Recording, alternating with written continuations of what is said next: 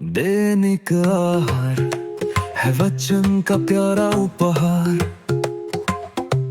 रोज का है ये आत्मा का पोषण संसार।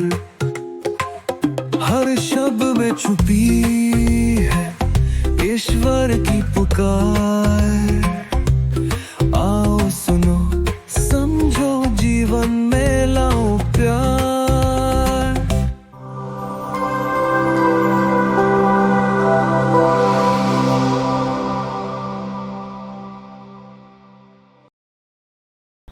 ख्रिस्त में प्यारे दोस्तों, यह एक तथ्य है कि हम मनुष्यों को एक दिन प्रभु यीशु के न्याय के सिंहासन का सामना करना पड़ेगा और उस वक्त हमें निहत्ते प्रभु यीशु के उस सिंहासन के सामने खड़ा होना पड़ेगा।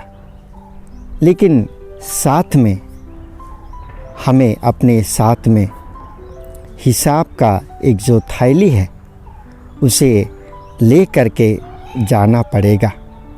और यह जो हिसाब का थैली है वह प्रभु यीशु के न्याय के सिंहासन के सामने भरा हुआ होना चाहिए। और यह जो हिसाब की थैली को हमें इस संसार में जब हम जीवन व्यतीत कर रहे हैं उसी वक्त पूरा भर के साथ में ले करके जाना है।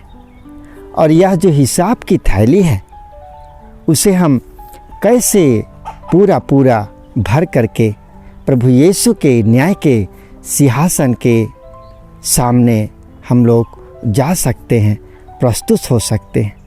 आज के सुसमाचार में बहुत सुंदर तरीके से प्रभु यीशु हमें अपनी जो हिसाब की थैली है उसे किस प्रकार से भरना है उसके बारे में हमें बतलाते हैं।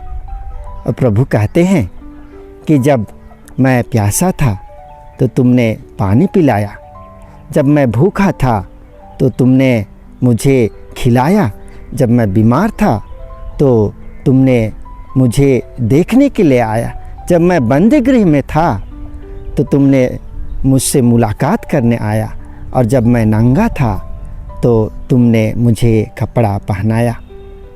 जब हम हमारे जीवन में किसी प्यासे को, किसी भूखे को हम पानी पिलाते हैं, खाना खिलाते हैं दया से द्रवित होकर के, तो हम उस दया के कार्य के माध्यम से अपनी जो हिसाब की थैली है उसमें हम अपना पुण्य जमा करते हैं। इसी प्रकार जब हम किसी बीमार व्यक्ति को देखते हैं, उसकी देखरेख करते हैं, उसकी सेवा करते हैं, या किसी व्यक्ति जो जेल में है, बंदीगृह में है, उसे मुलाकात करते हैं दया के स्वरूप में, तो हम अपने हिसाब के झोले में हम पुण्य से उसे भर देते हैं।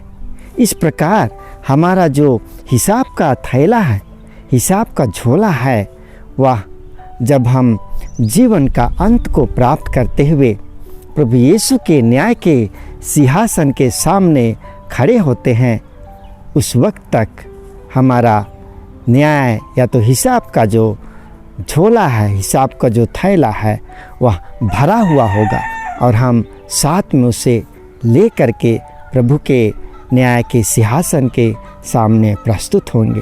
इसलिए प्रभु यीशु हमें आज के सुसमाचार में प्रेरणा स्वरूप यह हमें बातें बतला रहे हैं कि हम जब सांसारिक जीवन को जीते हैं तो उस वक्त हमें एक दूसरे की मदद दया के स्वरूप में करते हुए उस स्वर्ग राज्य में हमें प्रवेश करना है।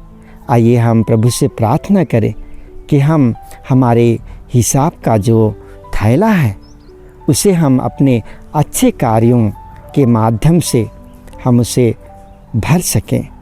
आमीन।